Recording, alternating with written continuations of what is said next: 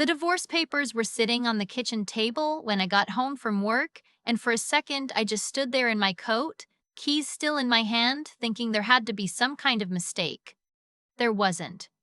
My husband, the man I'd spent 6 years building a life with in our townhouse in East Vancouver, had stacked them neatly next to my coffee mug, like a bill, like something administrative. The pen was already there too, uncapped, laid diagonally across the top page. He'd thought of everything except how to look me in the eye when he told me. I should back up. My name is Leah. I'm 31 years old, and until about 8 months ago, I thought I had a pretty good life. Not flashy, not perfect, but good. My mother is Sandra Whitfield. Most people in Vancouver's construction and property development world know that name. She built Whitfield Properties from a two-person operation in a Burnaby strip mall into one of the most recognized mid-sized developers in the Lower Mainland. Residential, some commercial, a few mixed-use projects along the Cambie corridor. Nothing that made the national news, but solid, respected. The kind of company that gets invited to city consultations and actually shows up. I grew up watching my mother work. Saturday mornings at the office, site visits in rubber boots, conference calls during dinner. I didn't resent it. I actually loved it. By the time I finished my degree in urban planning at UBC, I knew every zoning code in Metro Vancouver better than most people twice my age. I went to work for a different firm on purpose, my mother's idea, not mine, because she wanted me to learn the industry without the Whitfield name doing the heavy lifting. I met my husband at a charity gala for BC Children's Hospital. He was charming and funny and had this way of making you feel like the most interesting person in the room. He worked in finance, mid-level at a wealth management firm downtown. We dated for 2 years, got engaged, bought a townhouse in East Van together. Well, my mother helped with the down payment, which I would later come to understand meant more to him than it did to me at the time. We got married on a Saturday in September at a vineyard in the Okanagan. 70 guests, late harvest wine, fairy lights. It was genuinely beautiful. I have photos I still haven't figured out what to do with. The first few years were fine, normal. We argued about the same things every couple argues about. Money, time, whose turn it was to call the plumber. He worked long hours. I worked long hours. We had a routine. But somewhere around year 4, things started to shift in a way I couldn't quite name. He became more interested in my mother's business, not in a curious, supportive spouse kind of way, in a way that felt like auditing. He wanted to know revenue figures, property valuations, what the succession plan looked like. I brushed it off.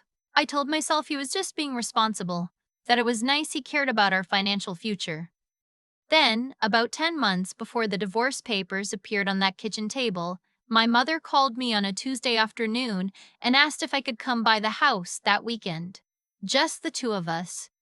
I drove out to her place in South Granville on a gray October Sunday, and she made tea and sat across from me at the kitchen island and told me that Whitfield Properties was in serious trouble.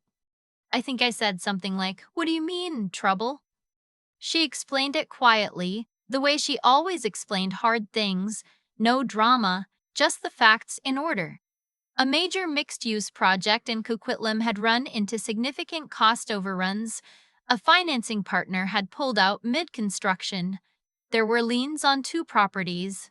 The lawyers were working on it, but it was going to be a difficult year, possibly 2. She wasn't bankrupt, not even close. But the company was exposed in a way it hadn't been in 20 years, and she needed to quietly restructure.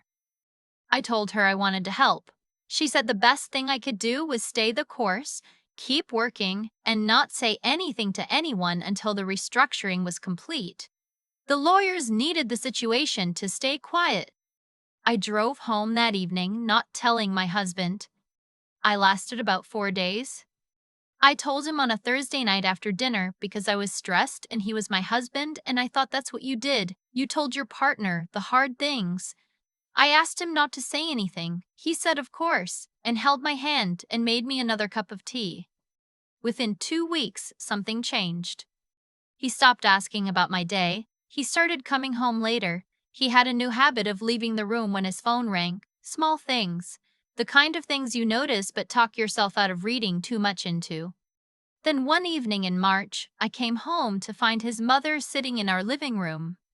I want to be clear about something. I had never been rude to my mother-in-law, not once. She could be difficult, demanding, opinionated, the kind of woman who comments on how you load the dishwasher, but I had always made room for her. She lived in Kelowna and visited 3 or 4 times a year, and I made those visits work. But something about walking into my own house and finding her already there, already comfortable on my couch with a glass of red wine, with no warning. It sat wrong with me in a way I couldn't explain. My husband came out of the kitchen and said casually, as though this was a conversation we'd already had, "Mom's gonna stay with us for a bit." A bit turned into 7 weeks. His mother and I had what I will generously describe as a tense coexistence during that period. She reorganized my kitchen. She made comments about my work schedule. She told me once, over breakfast, that my mother must have made some poor decisions to end up in the position she was in, and that really a family business needed a man's perspective to stay stable. I didn't respond to that. I poured my coffee and went to work. What I didn't know, what I wouldn't find out until much later, was that during those 7 weeks, my husband and his mother had been having a series of conversations about our finances, about our townhouse, about my name on the title and his name on the title, and what exactly the legal distinction was between joint ownership and sole ownership. He served me the divorce papers in April. I stood in the kitchen for a long time. Then I took off my coat, hung it up, and sat down at the table and actually read them. He wanted the townhouse.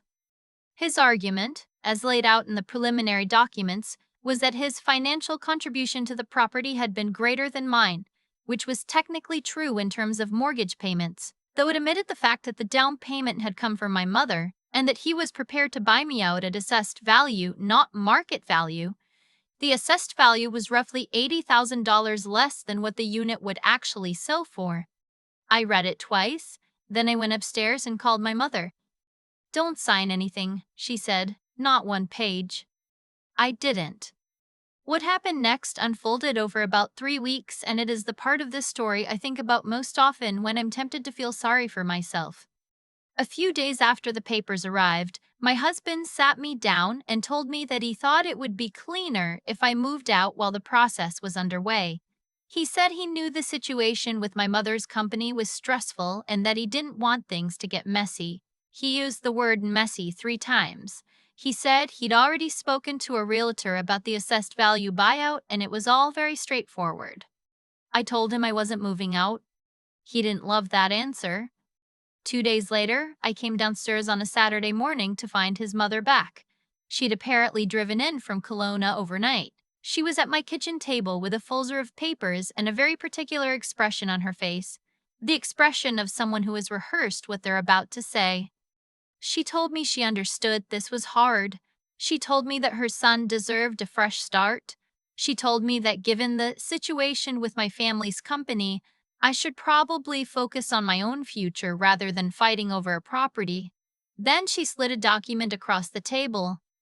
It was a quitclaim deed, signed apparently by me, transferring my interest in the townhouse to my husband alone. I looked at the signature.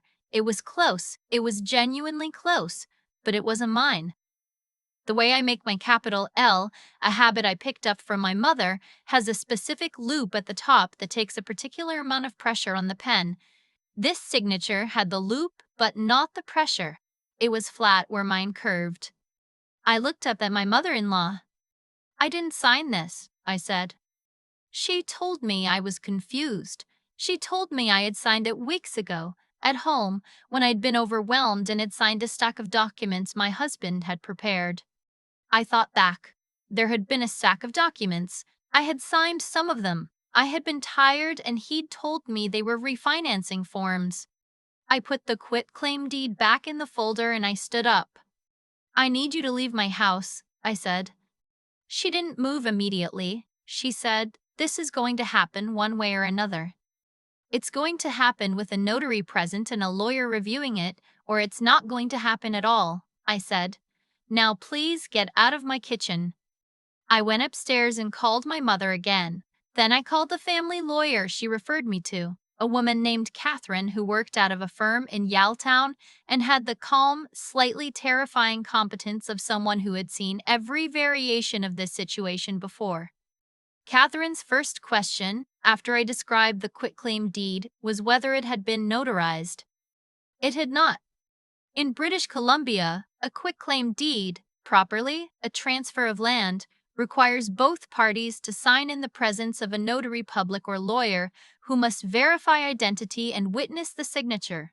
A document signed at home without that verification is not legally enforceable.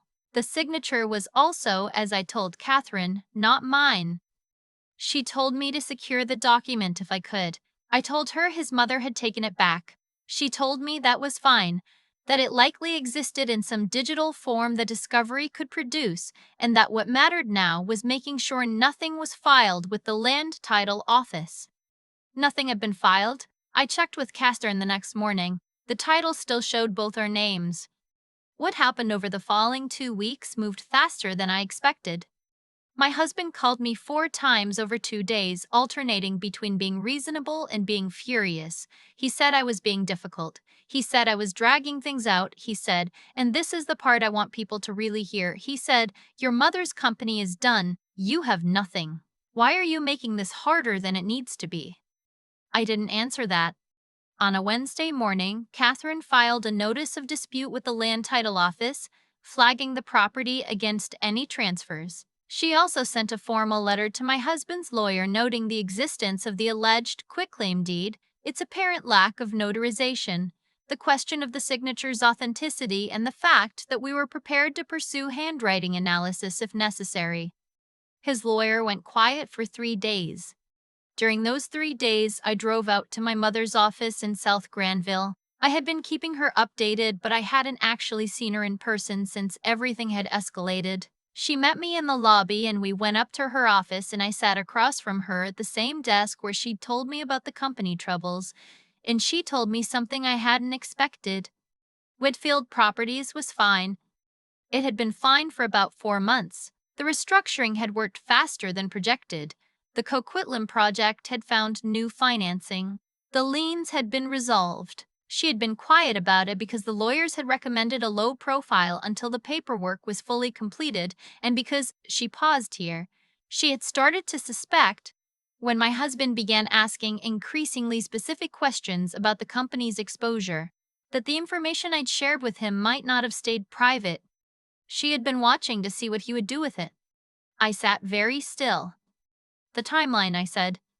She nodded. He had started pulling away from me within 2 weeks of me telling him about the company's troubles.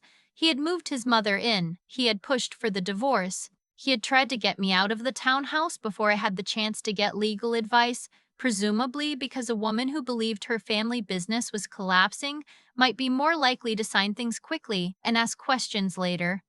He had thought I was vulnerable. He had planned around that. The next day, my mother called him directly. I didn't ask her to. I wouldn't have asked her to, but she did.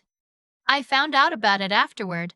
She had told him in very few words that the company was not bankrupt, that her lawyers were aware of the situation with the quitclaim deed, and that if he wanted to exit this marriage without a forensic accounting investigation into whether he had used confidential business information to time a financial maneuver, he would speak to his lawyer that afternoon. His mother left the townhouse by evening. I know because I was home when she carried her bags to her car. She didn't say anything to me. I didn't say anything to her. I held the front door open and watched her go. The divorce proceedings took another 4 months. They were not pleasant, but they were straightforward in the end. The townhouse was sold. Given the down payment history, the joint contribution records, and the complete absence of any valid transfer of my interest, my share was calculated honestly. I walked away with enough to put a solid down payment on a condo in Mount Pleasant 2 blocks from a coffee shop I like, on a street with big maples that go gold in October. My husband's lawyer never raised the quitclaim deed formally. I think they knew what would happen if they did. I still work in urban planning. I did eventually join Whitfield Properties. My mother asked again about 6 months after everything settled, and this time I said yes, not because I needed rescuing, but because I'd spent enough time watching her build something I believed in, and I finally understood that working alongside someone you trust isn't the same as being carried by them. There are things I think about now that I wish I'd known earlier. I wish I'd known that a document signed without a notary isn't worth the paper it's printed on in this province. I wish I'd known to read every single page of every single document my husband ever put in front of me, even if he said it was routine, even if I was tired, even if I trusted him with every part of myself that I knew how to give. I wish I'd understood sooner that the moment someone starts calling you a burden, directly or by implication, they're showing you exactly how they've been thinking about you all along. He called me a burden. He called me dead weight. He handed me those papers on a Tuesday evening next to my coffee mug and assumed I'd be gone by the weekend. I stayed. And every morning when I unlock the door of my condo in Mount Pleasant and the morning light comes through the east window and the maples outside are doing whatever season asks of them, I think, I stayed, and I'm still here. And everything that came after was mine to build. I've thought a lot about the moment I stood in my kitchen holding those divorce papers, coat still on, keys still in my hand. I've thought about what I almost did, which was panic, sign things quickly and disappear from my own life to make someone else more comfortable. What stopped me wasn't bravery. It was something quieter than that. It was the memory of watching my mother sit across from me at her kitchen island and deliver hard news without flinching. She didn't perform strength. She didn't perform strength. She just had it because she built it slowly, over years, out of choices. And somewhere in me, without my fully realizing it, I had been doing the same thing. What my ex-husband misread was my softness. He saw someone who cried, who trusted, who told him things in the dark after dinner because she thought that's what marriage was for, and he decided that meant I was easy to move. He forgot, or maybe never knew, that the same person who tells you her fears at the kitchen table is capable of standing in that same kitchen, completely still, and saying, "I didn't sign this, get out." There's something I've come to understand about the way that situation unfolded. Every consequence he faced came directly from choices he made. He chose to use private information I trusted him with. He chose to time his exit around what he thought was my vulnerability. He chose to put a forged document in front of me and assume I wouldn't look closely. None of what happened to him afterward was random or unfair. It was just the natural end of a series of decisions catching up with the person who made them. That's not fate. That's not punishment from some external force. It's just the way things actually work when you pay attention. What I needed to get through it, and I think this is true for most hard things, came down to three things I'd been quietly building my whole life without having a name for them. The first was knowing right from wrong and caring enough to act on it. When I saw that signature wasn't mine, I didn't second guess myself to protect the peace. I said what was true. That clarity, knowing what you stand for and refusing to blur it when it becomes inconvenient, that's what kept me from signing away something that was legitimately mine. The second was thinking clearly when everything was designed to make me panic. My mother said, "Don't sign anything." Catherine asked the right legal questions, and I slowed down enough to listen, to read, to check. There were moments when I wanted to just make it stop, but I kept asking, what's actually true here? What does the document actually say? That discipline, choosing to think when feeling would be easier, made every difference. The third was simply refusing to leave. Not dramatically, not with a speech, just staying, waking up the next morning and still being there. Making another cup of coffee in my own kitchen. That kind of endurance doesn't look like much from the outside, but it is, I think, the thing that makes everything else possible. My name is still on the title of a home I own. My mother's company is still standing. I go to work every morning in an industry I love, alongside a woman I respect more than almost anyone I know. He thought I had nothing. He was wrong about that from the beginning.